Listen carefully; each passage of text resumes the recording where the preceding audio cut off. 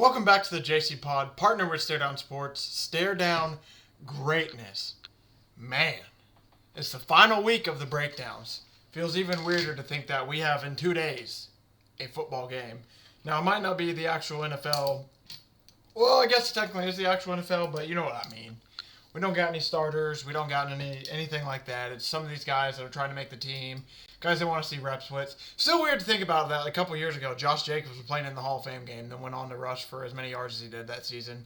That's still, I think, my one Hall of Fame game thing is just like, man, looking back on that made no sense.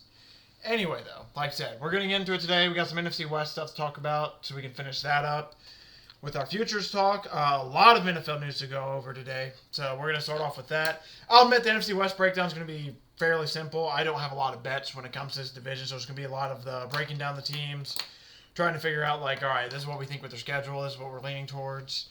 Do we think they can do this? Do they think we can do that? Here, like I said, here's their schedule, here's some coaching changes. Then I have like maybe two or three bets per team, but overall, yeah, especially I'll admit today, these are two of the teams where I'm like, man, one team I think is going to do pretty decent. The other team, I'm like, yeah, I don't think they're going to do too decent, but I wouldn't be shocked if both of them flip. I wouldn't be shocked if both are bad. Like, it's one of those situations. So that's what we got looking at for today. So let's get into it right away. Let's talk some NFL news.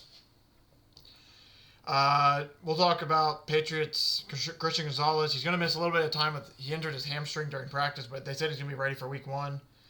So that's the most important part. It sounds like it's just going to be, if anything, like a 2-week period or whatever of injury or whatever it is, but it's just something to keep an eye on because, yeah, hamstring injuries, those things like to linger, especially if they don't have too much time off to let that heal. That could be an issue. So that's just something to keep an eye on there. Apparently a lot of Chiefs players got injured during practice, but Jeffrey Bossa, tight end Jake Brenningstool, linebacker Cooper McDonald, defensive back Deion Bush, Eric Scott, Darius Rush, and Hollywood Brown all got injured or had to deal with some type of injury. They were also working in the heat out there, so that could be some heat exhaustion, muscle tightness stuff. So it's nothing too crazy going on there.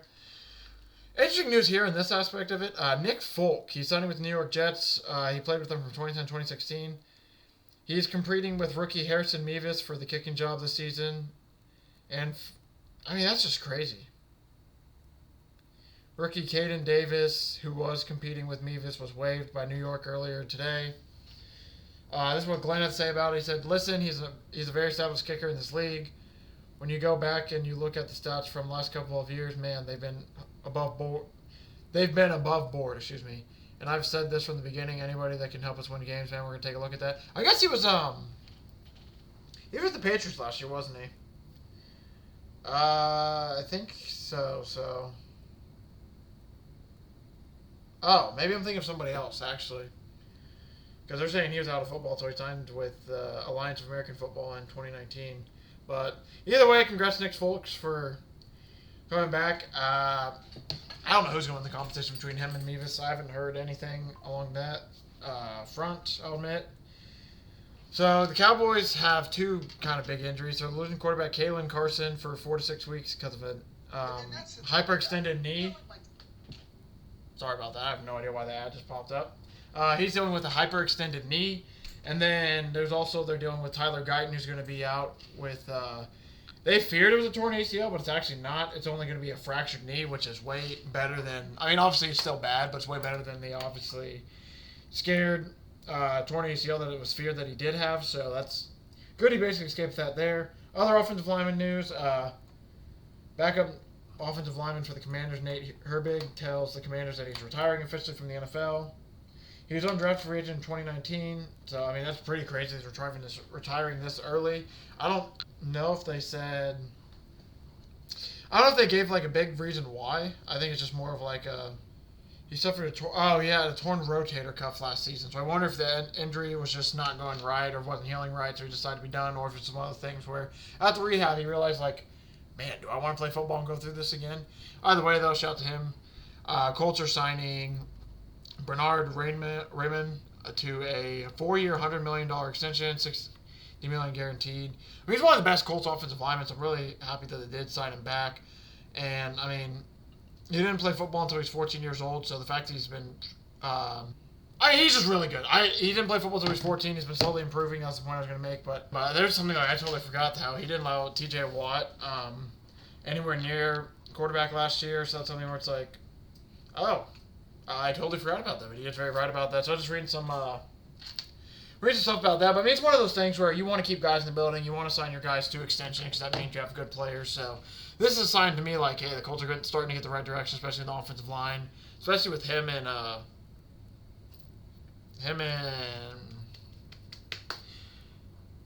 Quentin Nelson. I don't know why it took me so long to remember that, but him and Quentin Nelson getting two guys like that on your line, I mean, it's really, really good for the season. We talked about the Christian Gonzalez news. Traylon Burke got waived by the Titans officially. He suffered a broken collarbone last week, and he was expected to miss the start of the season. And they ended up getting rid of him officially. I'm assuming he'll sign to another team because he's a first-round pick, and you know how it goes in the NFL. They really, really hang on to that. But it's just tough because I totally forgot about this part when it came to Traylon Burks. I'm like, man, this sucks. There's a failed first-round pick. I guess not the end of the world. Then you remember, like, oh, yeah, they traded A.J. Brown for him. Basically, I mean, there's a little bit more to trade. It was basically A.J. Brown for Traylon Burks. So it's like, oh, yeah, that probably was not the best of trades. And now looking back at it, especially since they just released Traylon Burks and A.J. Brown won a Super Bowl. So that's a bit tough. The Broncos and Courtland Sutton have reached a deal. Courtland Sutton signed a 4-year, $92 million extension, $41 million in guarantees. Feels really, really low in the guarantees, so I'm wondering. I don't know. That's a really weird part. I don't know. That feels really low for guarantees, but shout out to Courtland Sutton. I mean, he's been a big name. He's been basically one of the Broncos' mainstays since being drafted there, so makes sense. Like another one of those situations. Keep your guy around if you like him. This whole Christian Wilkins thing just seems to get weirder. Apparently, Raiders players have come out and they said they're offended by the playful kiss because they didn't see it that way as a playful. I mean, it's just a whole weird situation. He also was injured in the team, wanted to get surgery. He didn't get surgery. So it just sounded like there was a lot of weird things going on between not only the Raiders and Christian Wilkins, but Christian Wilkins and Christian Wilkins' teammates. So that's just a situation to keep an eye on to see, like, first off, when does he, if he gets surgery?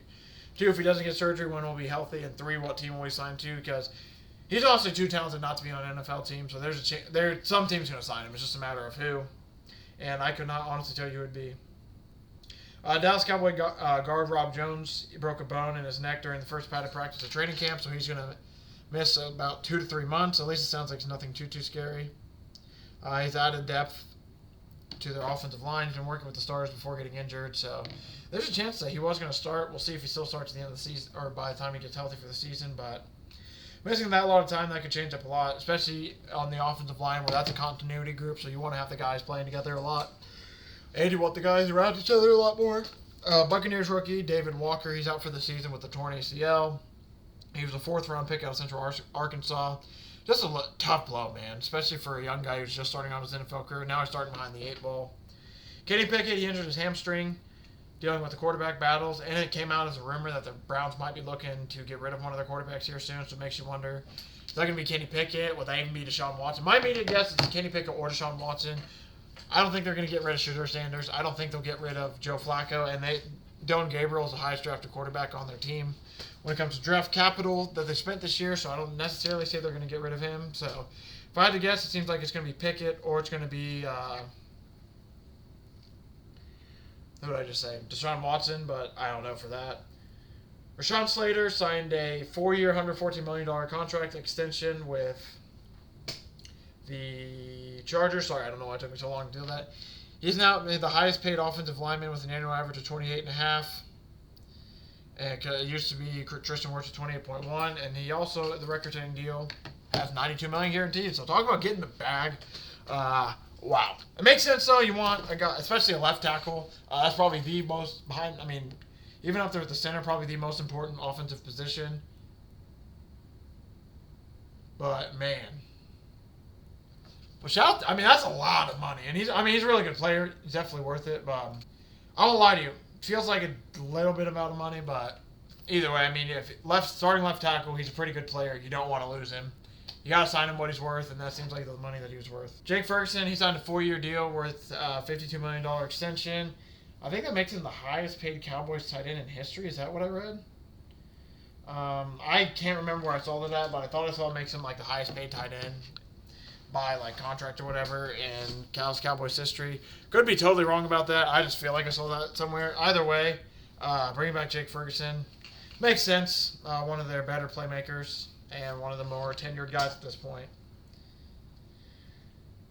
Is there anything else? We talked about the Matt Stafford and his back issue. We'll obviously get more into that Thursday as well, but as of right now, Matt Stafford's probably not going to be practicing this week as he's resting his sore back, which makes sense. He's also in year 17. I'm sure training camp for him, he doesn't need it as much as some of these other players.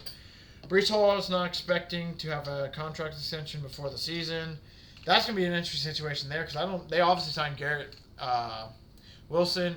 They got Braylon Allen, who seems like he's going to be a good back as well. I don't know if they're fully sold on keeping Breece Hall, so that's going to be one that's going to be a fun watch to see for the Jets. Josh Metellus, he had a 3-year, $36 million extension with the Vikings. He, despite taking a new deal, he was participating in minicamp, so that's obviously maybe a sign that he was close to a deal, and now they got a deal done. He's been a key player for their defense the past 2 seasons. He has 219 tackles, 3 interceptions, 9 tackles for loss over that time. So, I mean, he's a pretty productive player. There's basically 3 more things I want to talk about. Or I guess 4 more things, technically. Joe Mixon, he's still dealing with that foot injury, so he's going to miss a bunch of extended time. It's to the point now, personally, for me in fantasy, like, he's off my fantasy board. I was really, really tempted to get him, but now this injury is taking all his offseason. I mean, it's just like, I mean, he's been dealing with this foot for a while now. I mean, this was early, I think, like May, June. They were talking like, hey, he's dealing with the foot injury. He'll be fine. Don't worry about it. It's a little bit of an issue. Now it's been, now it's all the way late July. He's still dealing with it. Now he's going to miss even more time. So it's just like, yeah, that's going to be really interesting for his season. Because, I mean, no training camp, especially for running back. Like, that could make it to where he has a really, really slow start to the season, which, as a Colts fan, I'm happy about. But as an NFL fan in general, it's like, that sucks. And he's also a guy who's gotten a lot of carries over his career, so there's a chance that, like, hey, maybe this one does take a little bit longer to heal because he has some mileage on him. Dolphins are signing Mike Hilton to a 1-year deal. Good signing for them because they need a lot of cornerback help. The last 2 things I want to talk about, Darnell Mooney's going to miss time with a shoulder injury. He went for a diving catch, and that's when he got hurt. He missed the finale last year with a shoulder injury. It's not totally clear if he re-injured the same shoulder, but this happened last Thursday, so I'll admit, I haven't looked up to the fresh, up-to-date information to see if it was the same shoulder, but as a guy who's dealt with shoulder issues, that sucks. I mean, shoulders ain't fun. Shoulders and knees, man, those are, excuse me, the shoulders and the knees, those are not the fun joints to injure because those are like, I mean, obviously, most injuries that you get are not fun, but especially with, like, knees and especially shoulders, man. Like, because the knees, they go, like, at least like that. Shoulders go, like, obviously circle, back, up, down. Like, I mean, it's a whole... When I had to repair obviously, I don't think he tore his labrum or anything like that, so he doesn't have to deal with a lot of this. But when I tore it was this shoulder at the time. I'm just going to use this one because it's a little bit on camera. When I tore my left shoulder, I mean, it was literally, like, learning how to... You lift your arm up to here. Then you learn to lift your arm, like, back a little bit. First off, I mean, you start with it down, then you learn to lift it. You let it dangle, let it break up some of the stuff, then you slowly learn to lift it like that. Then you slowly learn to, like, basically circle it. I mean, it's this whole process of basically relearning how to use a joint. It's like one of, obviously, the 4 main joints you need to use to do stuff. So it's just, yeah. Dealing with the shoulder injury, especially in football where you get hit a lot too, and especially for a wide receiver where you need to, like, diving catch, hit in the shoulder, sliding on the ground for shoulder. I mean, that's something that could be a real issue. And speaking of issues, Justin Jefferson, mild hamstring strain, and he'll be held out of practice. He's going to be reevaluated during this week. I don't know if that's officially came out yet, but that's another issue with Justin Jefferson. I mean, he's a guy who has he suffered this injury in the opposite leg that cost him a lot of 2023. But he's just a guy where I think he's not his fault. Too fast, too explosive, to where his body can only handle so much. And yeah, it seems like he's been dealing with that injury bug a little bit. Especially, like, all of his stuff's been like tissue issues, or muscle issues, which just goes like, man, that boy too explosive, man, way too explosive. But that's gonna do it for the NFL news portion of it. Like I said, there's a good amount to talk about. So now let's talk some NFL breakdown. So we're gonna talk the NFC West from last year. The Rams went 10-7. The Seahawks also went 10-7. I believe the Rams got the tiebreaker though, because they won the last game of the year. Cardinals went 8-9, and the 49ers went 6-11. Absolutely season from hell for them. Everyone was injured. Whole season basically fell off a cliff. It was just not a good year last year to be an Arizona Cardinals fan. San Francisco 49ers fan, especially because of the Christian McCaffrey news. A lot of people dropped him first overall in fantasy, and he was out most of the season because of Achilles tendonitis and everything. So it was just really rough season for them. But the two teams we're going to focus on today is the Seahawks and the Cardinals, who one team, I mean, they moved on from a decent amount of people. The other team, they actually brought back a lot of people. Seems like they're really looks like they're on a path to being pretty good again. So let's talk a little bit of coaching changes. Going to 2025, offensive line coach changed, defensive line coach changed, linebacker, outside linebacker, and that's basically it when it comes to the Cardinals. They're bringing back. This just got announced. I mean, this has nothing to do with coaching, but A.Q. Shipley, former player, is going to be doing color analyst for radio, which is pretty awesome to see players getting into that, back into that. Jonathan Gannon's still there. Offensive coordinator, I can't remember his name. He's still there. Defensive coordinator, still there. I mean, this is a team that they're bringing back a lot of people. All lines improved. I mean, this is a team where a lot of stuff seems like it's really improved. And let's go over that talking about their 2 deep. So you got Kyler Murray, Jacoby Brissett, Clayton Tune as the running backs or quarterbacks. James Conner, Trey Benson, Amari DiMarcardo as the running backs. Marvin Harrison Jr., Michael Wilson, Greg Dortch, Zay Jones, Simi Fehoko, Xavier Weaver are their wide receivers. Trey McBride, Tip Raymond are their tight ends. Offensive line-wise, like I said, they are I can't even pronounce their center's name. It's like Frohold, but I don't know the first name. But this is an offensive line that looks to be really, really improved compared to last year. Like I heard today that somebody who's really close to the Cardinals that they're like top 10. They think they have a top 10 offensive line in the NFL, which if they do, that could go a long way for them, especially with this defense. You got Josh Sweat, Walter Nolan, who's out for a little bit with injury. So Calais Campbell probably would take over there. Dalvin Tomlinson, Justin Jones, Akeem Davis-Gaither, Mac Wilson Sr., Baron Browning, Will Johnson, Jalen Thompson, Budda Baker, Max Melton, Garrett Williams. Is Will Johnson? Yeah, that's the Michigan Will Johnson. I have to think for a minute. Then you look at their schedule. This is why I'm a little bullish on this team. I won't lie. First game of the year at New Orleans, then versus Carolina, at San Francisco, home for Seattle, home for Tennessee, away against the Colts, home versus Green Bay, Week 8 bye. And out of the Week 8 bye, Week 9 they play at Dallas for Monday Night Football, at Seattle Week 10, then it's home for San Francisco, home for Jacksonville, away for Tampa Bay, home for the Rams, away for the Texans, home versus the Falcons, away for the Bengals, and away for the Rams. Looking at this team, I thought their over-under win total is at 8.5. 8.5 is at minus 125. So this is a team that they predict to go 9-8, which I think is definitely doable because I think they can beat the Saints. I think they can beat Carolina. I think they can beat Seattle. I think they can beat Tennessee. Wouldn't be shocked if they beat the Colts, but I'm going to give them a loss here just because I'm a little bit biased. So that's about 4 wins. Saints, Panthers, Seattle, Tennessee, there's 4 wins. We'll say they beat Jacksonville, there's 5. They could definitely beat the Rams once, there's 6. And then, Falcons, they could definitely beat, there's 7. I would say there's about 6 or 7 guaranteed wins in their schedule easily. And then you got toss-up games, they could probably beat the Bucks. They could easily beat San Francisco. We'll have to see, obviously, with that one, though.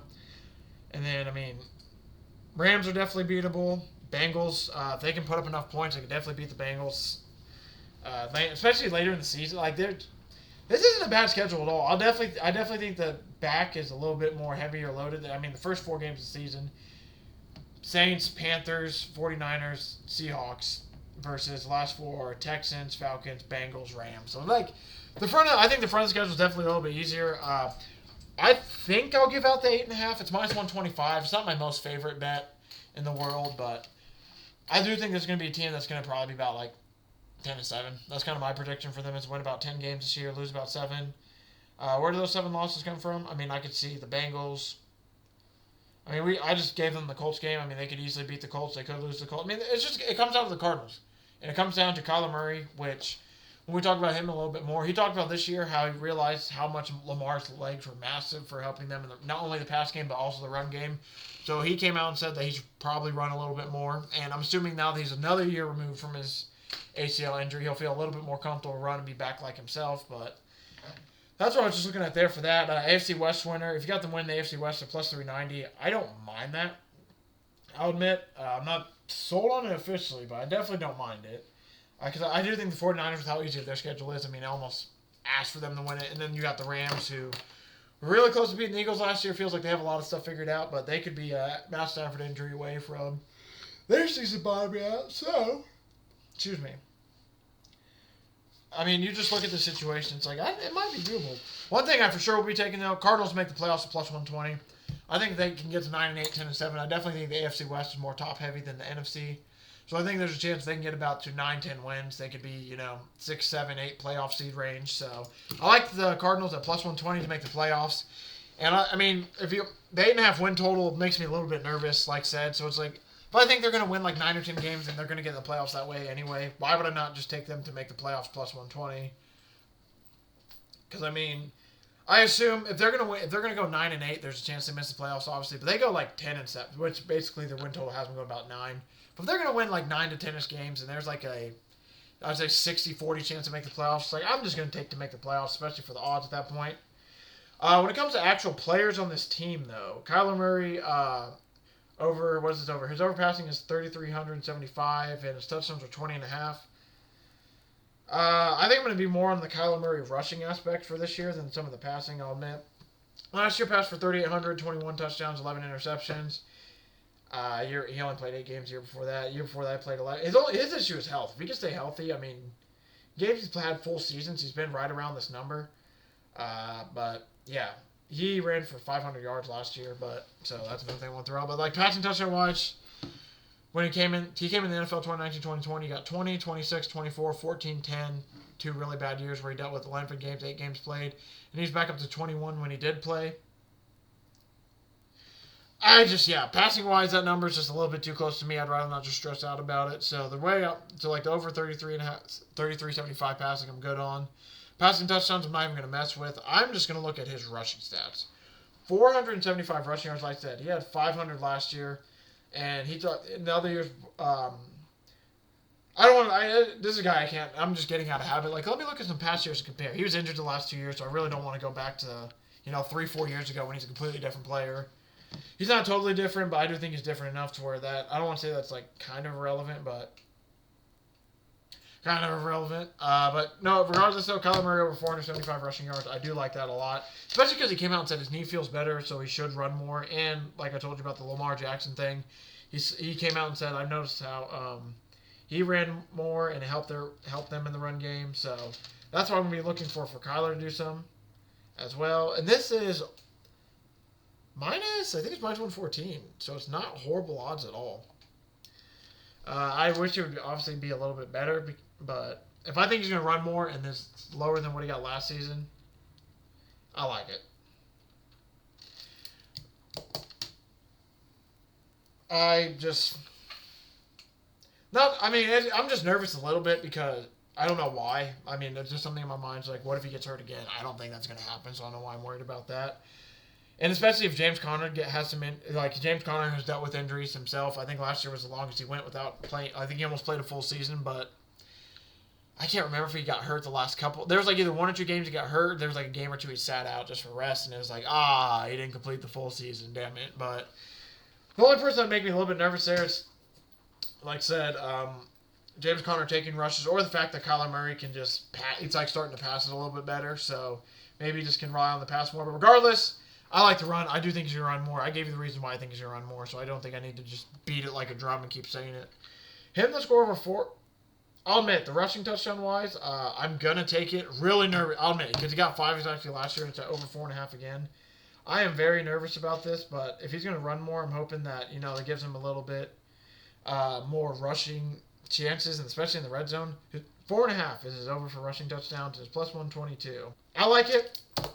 I'll admit, I don't love it, but I do like it just for the fact, like I said, I do think he's going to use his legs a lot more. It's just coming all right, you're going to use him more in the goal line, or is this going to be more of the midfield, and we aren't even looking to run in the red zone?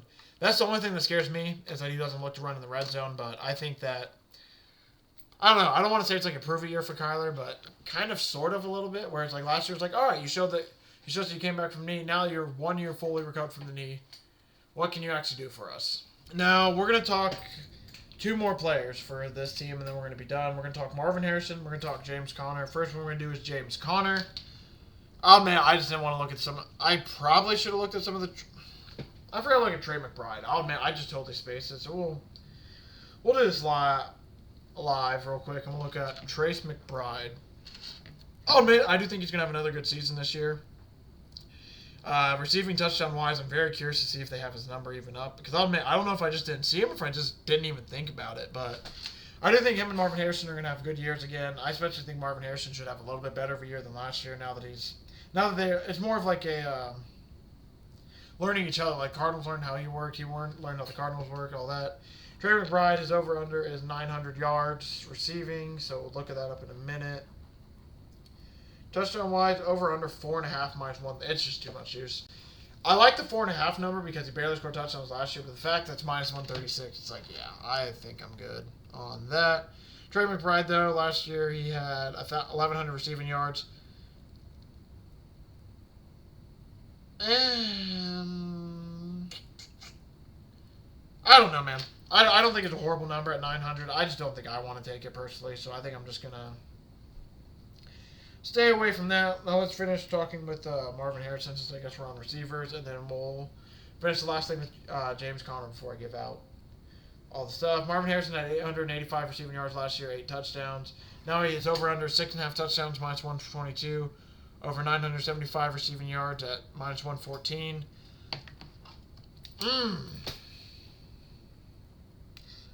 I'm trying to basically pick between one or the other. I think I would take the yards. I don't know. It feels like that regardless, he should have a bit of a better year. I don't like these. I don't love these numbers, but I do kind of like them. So we'll kind of just write them in red, and we'll save them for later because I don't think I'm going to pull the trigger on these just yet, but I might. But yeah, it's minus 122 for the touchdowns, minus 114 for the yards. I do like the touchdowns, but yet again, another one of those minus 122. It's just like, man, why does there have to be so much juice on it? But I don't think he's going to regress that much in both of those where those should become an issue. But I don't know. It's one of those things. Like, I think the Cardinals are going to be better. I do think their offense is going to be that much better. But it's like one of those weird things. I still want to see it. Like, I do believe in it, but I want to see it. Did I mess up? I did mess up. No, I didn't. Never mind. So I think him and okay, we're good. I had Jason's stuff saved for later. I'm like, did I read all Jason's number instead of Marvin Harrison's? Same number. So that's why it's like, okay. So when we get back to Jackson Smith and Jigwell, we'll talk about that a little bit. But yeah, so Marvin Harrison-wise, I do think he's going to have a good season. Like, I wouldn't be shocked if he has 1,000 yards. Because, like I said, he had 116 targets and only 62 receptions last year. That number's going to get way better. That just felt like I said, there's just a lot where they felt like they only used him for deep routes a little bit. I think they're going to get way more involved this year. I think we should expect more out of him. I just don't know if I want to put money on it, per se. That's really what it comes down to for me. And the final person we're going to talk about is James Conner. My only fear with him is he gets injured at least 1 or 2 games a year. Last year, he didn't play 1 game, played all the rest of them. Year before that, he missed 4 games. Year before that, he missed 4. So it's just like he's going to miss some games, but it's like, man, he's had 1,000 yards the last 2 seasons. And now his over-under's at 900, so I'm going to probably... And then touchdown-wise, he's had 7 and 8. So touchdown-wise, of course, he's at 7.5. I think I'm going to lay off the touchdowns at 7.5 because I have Kyler Murray. But I do like James Conner over 900 rushing yards. Like I said, I do think that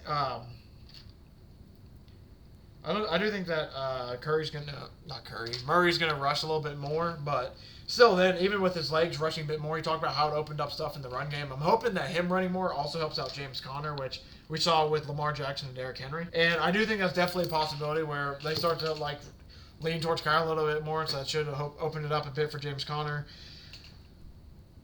The only thing is, like I said, James Conner's a little bit older, and he has gotten hurt a good amount of the last couple of years, so that's just something where it's like, man, hopefully he can just stay healthy. But overall, final thoughts for this team. I do think it's going to be an improved team. I think they're going to be 9-8, 10-7. Last year they were right there at 8-9. I think they're going to be basically 2 wins better.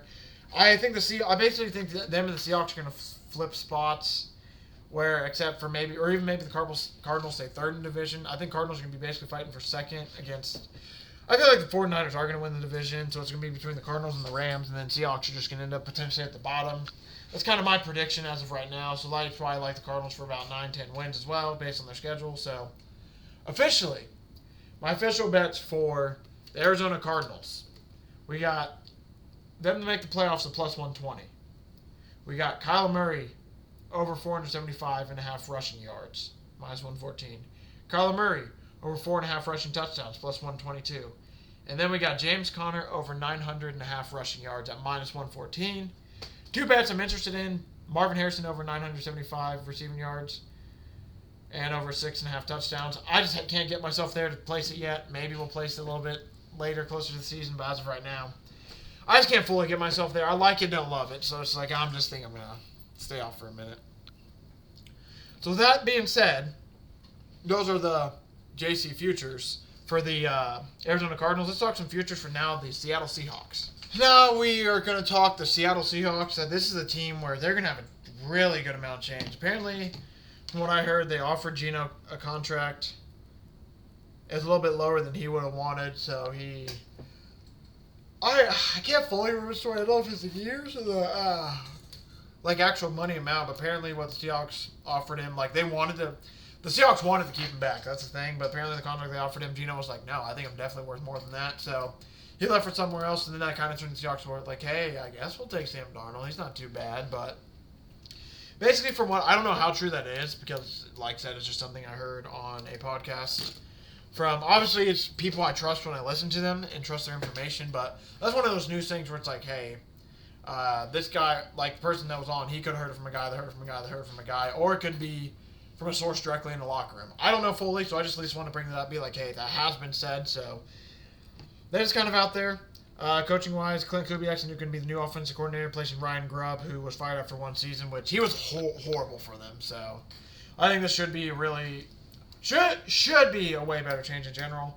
They got a new offensive line coach as well, because yet again, that was horrible for them last year as well. I mean, their offensive line was absolutely horrible. So basically a lot of offensive changes. Not too many on defense. Jason Peters is brought on as a veteran mentor. That's actually really cool. But other than that, I think defense is staying basically the same. Mike McDaniel's still there. But yeah, offensively there was a lot of change that had to be done, and maybe it makes sense, right? The best way to put it, they were not good last year. They were not good at all, way below par. They should be a lot better, you would think. Now, quarterback-wise, I got Sam Darnold, Jalen Milroe, Drew Lock. Very curious to see how much Jalen Milroe we see this year, because you got to feel like they're going to use him in packages, right? It's not like college where they got a red shirt where it's like, hey, we can only play him like 2 or 3 games this year. They have no reason to just sit him on the bench all the time. Like, they might as well use his legs potentially. So I'm curious about that. Running back-wise, Kenneth Walker, the third. Zach Charbonnet, Damian Martinez. I'm sure we'll see all 3, especially because Kenneth Walker's another one of those backs that he just gets hurt, man. And I mean, it makes sense. He's a big banger, big body. He just has issues with staying on the field. Jackson Smith-Njigba, Cooper Kupp, Marquez Valdez-Scantling, Torrey Horton, Jake Bobo, Ricky White III are their wide receivers. A.J. Barner, Elijah Arroyo, and Eric Talbert at the tight ends. Robbie Alves. Oh, they have 2 fullbacks. Shout out. This is the first time I think I've read that has 2 fullbacks. Sorry, they just said something about Isaiah Likely got carted back to the locker room during their practice. And then, Xavier Worthy appears okay. Hollywood Brown limped off. So there's going to be some massive injury news upcoming here soon. Just in the next couple of days, I'm sure, just because it's training camp season. So as guys are getting back, just stuff is happening. Then defensively, let's go with their defense. Jaron Reed, Byron Murphy, Leonard Williams, Marcus Lawrence, Tyrese Knight, Ernest Jones IV, Boye Mafe, Reek Woolen, Kobe Bryant, Julian Love, Josh Job, and Devon Witherspoon. I mean, defensively, they're a really, really good team. It's just going to come down to the offense.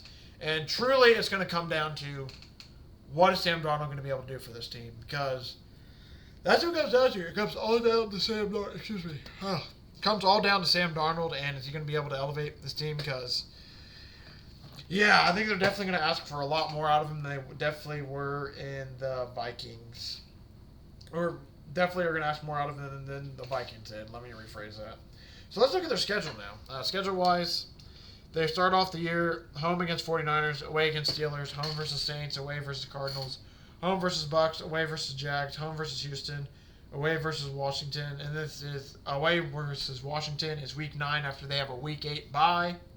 Week 10, week 8 bye. Week 9 they're away to Washington, home versus Cardinals, away versus Rams, away versus Tennessee, home versus Minnesota, away versus Falcons, home versus Colts, home versus Rams, away versus Cardinals, and away versus 49ers.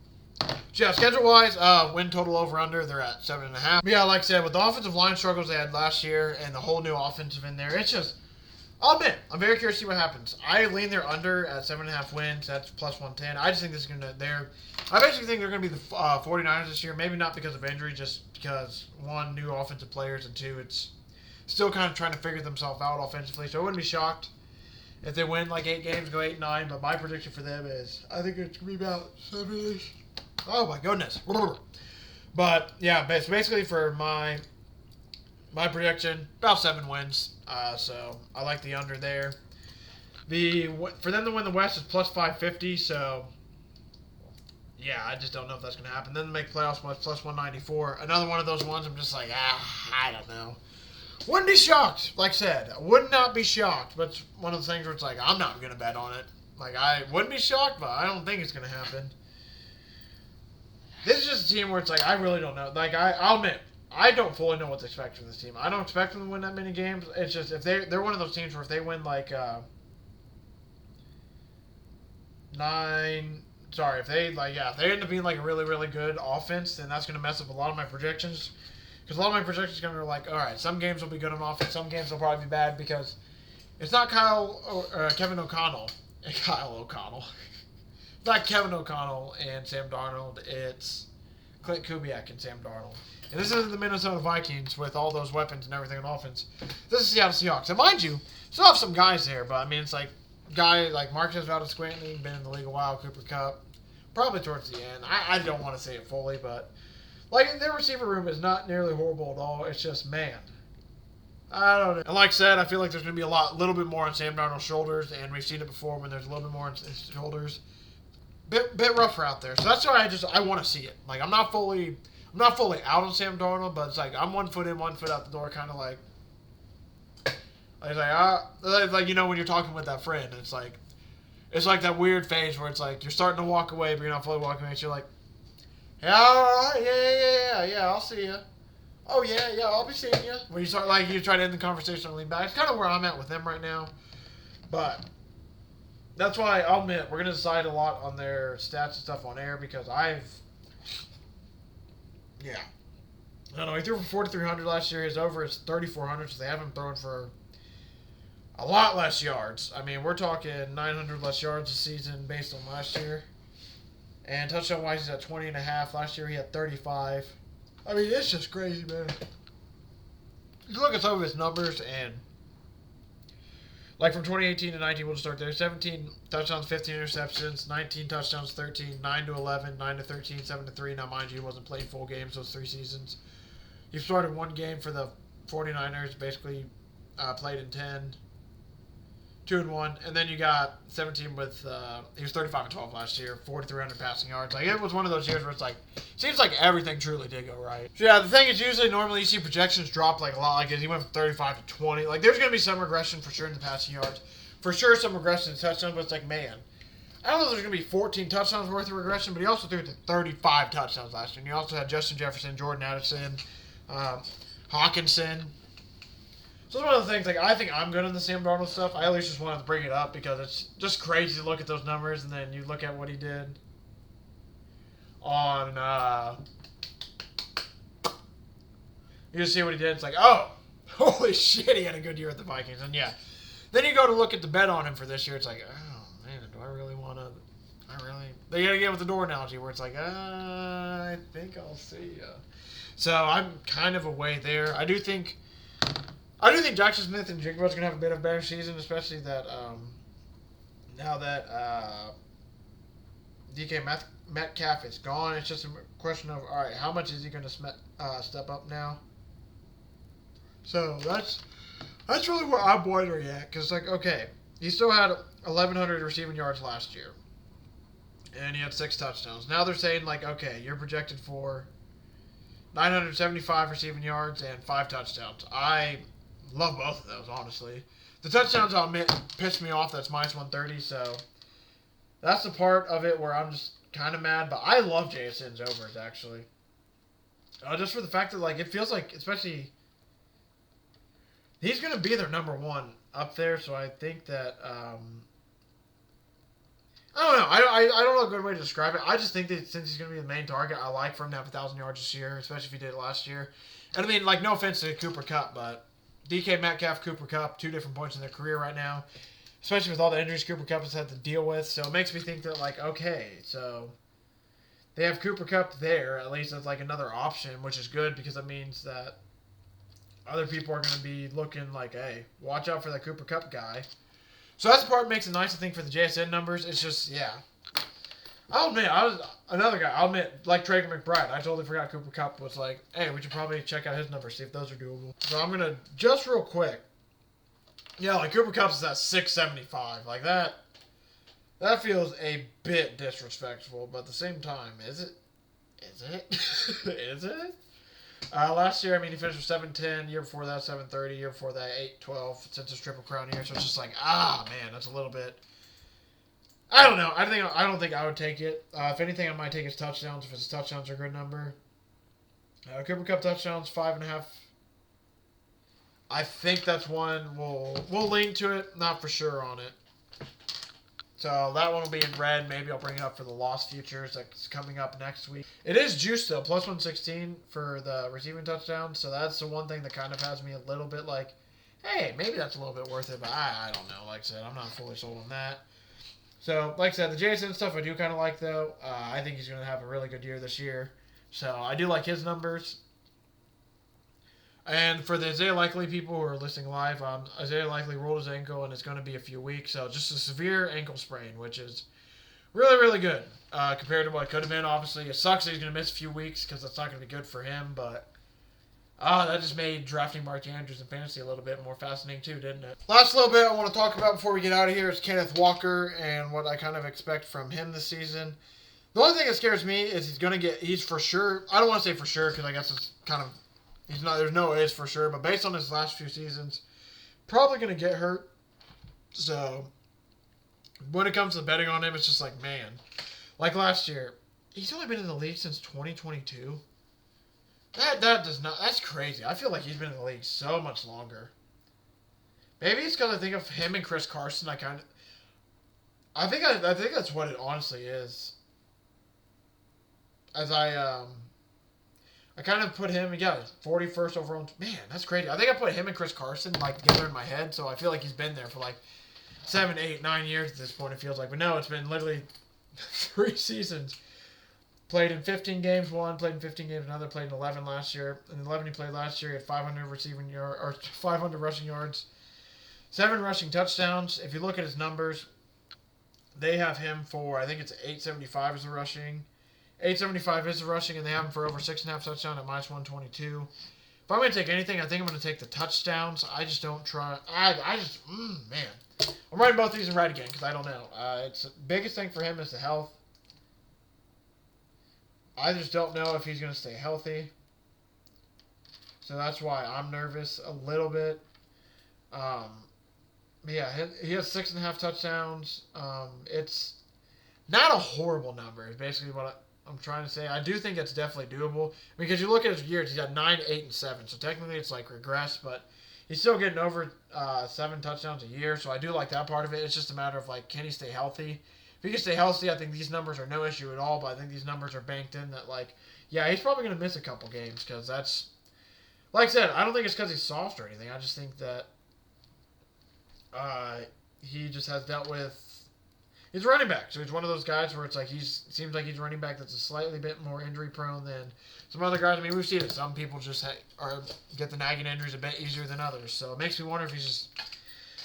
I don't know. It's just looking at his history of injuries. It's just like, man, you can't really. I mean, it's just he's dealt with. So these are all examples of just injuries he's dealt with since 2021. Pedal ankle sprain, pull, thigh hamstring strain, pull, inguinal groin sports hernia. That sucks.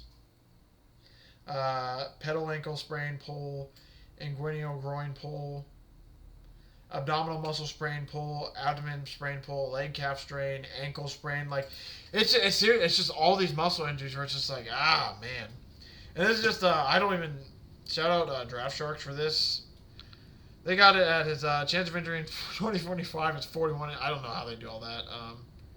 They say apparently his chance of injury per game is 3.1%, which that's an interesting number. I could just put that out there, but this is a number I'm curious about. 1 point. There's the number. Sorry, it took me a minute to find it. 1 point projected games missed in 2025. 1.9.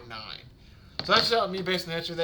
This site projects to miss about 1 or 2. So I don't know. Like I said, you just hear some of those injuries. Like, those aren't like serious super injuries. It's just like, man, those are minor like nags. It's just getting your way. And especially like the ankle injuries. If you get an ankle injury, that could linger all season. So it makes you wonder, like, man, is he going to be okay? But overall, like I said, I like the numbers. Don't love them. Those might be added to the lost futures of the summer as well, where they're like, hey, these are numbers that I don't mind them at all. I might take them, I might not, but I'll at least add them to the list. Like, that's something that's probably going to be happening soon. Because, like I said, next week is when that video comes out. So you got to start collecting a little bit more. But, yeah, that's going to do it for the Seattle Seahawks portion. Overall, my final thoughts. Think they're going to be a decent team. Think they're going to be in a decent amount of games. I just don't fully know what to expect from Sam Darnold. I watched him look horrible against the Jaguars, but also looked amazing in some of the other games this year with Kevin O'Connell. So having a new coach, new offense with Clint Kubiak, I'm curious to see, like, all right, was last year like what Sam Darnold could be if he has decent around him, or was that just like a mirage of, okay, Kevin O'Connell can make these quarterbacks look really, really good, and he can make great quarterbacks look even greater than they are. That's my big question for the Seahawks, is basically the Sam Darnold question mark, and what is this offense going to do now that it's basically like been completely overhauled with the staff, with a lot of new players.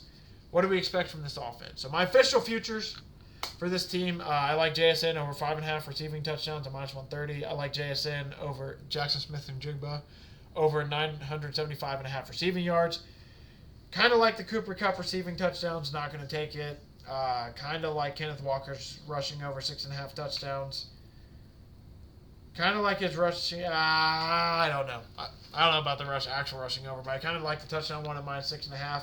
Good chance I probably will end up taking that. So my official futures for the NFC West Part 1. Excuse me, for the NFC West Part 1. Did I fix up the scrolling? I did. NFC West Part 1.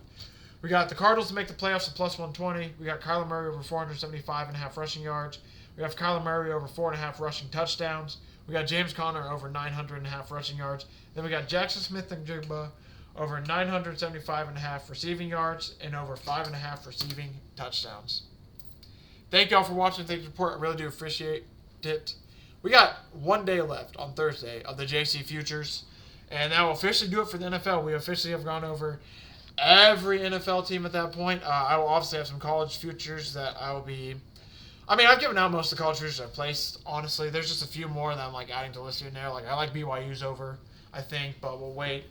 There's a lot of people I listen to. I want to hear what futures they take, and honestly, I'm not going to lie to you. Probably might end up stealing a couple of them and giving them out myself after doing a little bit more research, but I think we're pretty much locked in a lot of stuff I have. Like I said, Thursday we're going to talk the Rams and the 49ers. And then, next week it's officially basically just small little preps as we get closer and closer to week 0. I do think that week before week 0, I think that's when I'm going to go to 3 episodes a week. If not, I might save. I just don't know. It comes down to the NFL because we might even wait. If it's not going to be the week of week 0, it's going to be maybe it'll be a week break. Then we'll start that next week. I don't know. Just know that basically by the end of August, there's a good chance we're going to 3 episodes. Yeah, I think that's it, man. So thank y'all for watching. Thank y'all for support. I will see everyone in this feed back on Thursday to finish our breakdown series for this year and my futures for this year.